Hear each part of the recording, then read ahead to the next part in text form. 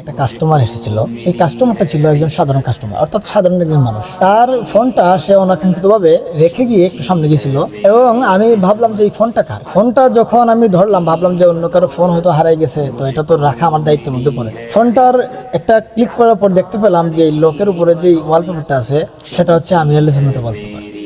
তখন আমার কাছে এই জিনিসটা ভেবে আনন্দ লাগলো, সাধারণ যারা আছে তারা অনেকে আছে আমির আলী সুন্নতের আশিক। সো আমি মনে করি যে প্রত্যেকটা মুসলমান ভাইয়ের সাথে আমাদের ভালো আচরণ করা উচিত, কেননা সে হতেও পারে সে আমার আত্মার ইসলামী ভাই। আমি মনে করতেছি যে আমি কেমন বদখার যে আমির আলী সুন্নতকে আমি মহলের মধ্যে থেকেও এতটাও ধারণ করতে পারি না যতটুকু ধারণ করতে পারে সাধারণ ইসলামী ভাইয়েরা। শুকরিয়া আত্মারের বদৌলতে হয়তো বা আমি কিছুটা ভালো হতে পেরেছি, আরও হওয়ার চেষ্টা করতেছি। হয়তো বা অনেক ভুল হয়ে যায়, তো ভুল সংশোধন হওয়ার জন্য যেই চেষ্টাটা করি সেটাও আমির আলী সুন্নতের ওসিলায়। লাখো কোটি মানুষের মধ্যে উনি আমাকে দেখছেন, এটাই আমার জন্য সৌভাগ্যের বিষয়। যারা আত্মারে আছেন তাদের জন্য মুবারকবাদ যে আপনি এমন একজন পীর পেয়েছেন যেই পীর আপনাকে রুহানিভাবে অবলোকন করতেছেন।